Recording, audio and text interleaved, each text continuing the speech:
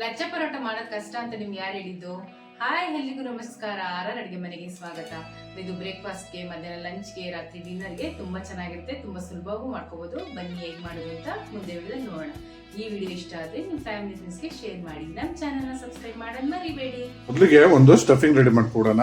ಅಡುಗೆ ಮನೆಯವರೇ ಹಾಕೊಳ್ಳಿ ಬಟರ್, ಕರಗಿಸಿಟ್ಕೊಂಡಿರೋ ಬಟರ್, 1 ಸ್ಪೂನ್ ಅಷ್ಟು ತುರಿದಿಟ್ಕೊಂಡಿರೋ ಬೆಳ್ಳುಳ್ಳಿ, 1 ಟೇಬಲ್ ಸ್ಪೂನ್ ಅಷ್ಟು ಚಿಲ್ಲಿ ಫ್ಲೇಕ್ಸು, ಒಂದು ಅರ್ಧ ಟೇಬಲ್ ಸ್ಪೂನ್ ಅಷ್ಟು ಅಜ್ವೈನು, ಒಂದು ಸ್ವಲ್ಪ ಉಪ್ಪು, ಕಟ್ ಮಾಡಿ ಇಟ್ಕೊಂಡಿರೋ ಕೊತ್ತಂಬರಿ ಹಾಕೋಣ. ಅಡುಗೆ ಮನೆಯವರೇ ಚೆನ್ನಾಗಿ ಮಿಕ್ಸ್ ಮಾಡ್ಕೊಳ್ಳಿ. ಇದನ್ನ ಮಿಕ್ಸ್ ಮಾಡಿಕೊಂಡು ಸೈಡ್ ಎತ್ತಿಟ್ಕೊಂಡ್ಬಿಡಿ.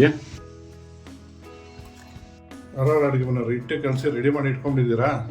ಎತ್ಕೊಳ್ಳಿ, ಲಚ್ಕೊಳ್ಳಿ, ಒಂದೊಂದೇ ಲಚ್ಕೊಳ್ಳಿ. ಅಡುಗೆ ಮನೆಯವ್ರೆ ಲಚ್ಕೊಳ್ಳಿ.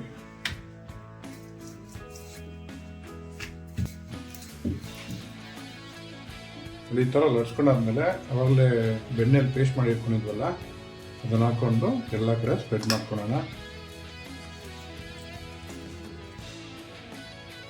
ನೋಡಿ, ಈ ಥರ ಸ್ಪ್ರೆಡ್ ಮಾಡ್ಕೊಂಡಾದ್ಮೇಲೆ ಒಂದು ಸೈಡ್ದು ತೊಗೊಂಡು ಈ ಥರ ಫೋಲ್ಡ್, 2 ಸೈಡು ತೊಗೊಂಡು ಈ ಥರ ಫೋಲ್ಡ್ ಮಾಡ್ಕೋಬೇಕು.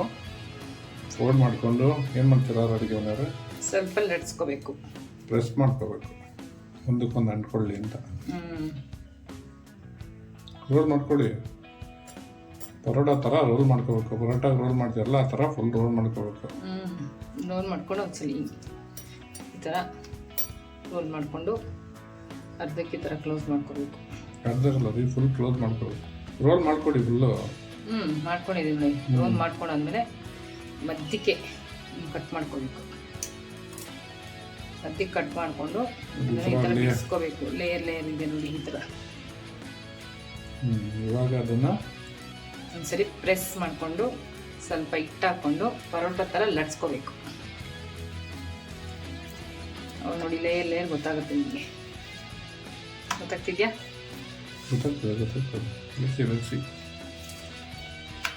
ನೋಡಿ, ಈ ಥರ ಲಡ್ಸ್ಕೊಂಡಾದ್ಮೇಲೆ ಸ್ವಲ್ಪ ಕರಿ ಎಳ್ಳು ಹಾಕೋಣ. ಕರಿ ಎಳ್ಳಲ್ಲ ರೀ, ಕರಿ ಜೀರಿಗೆ.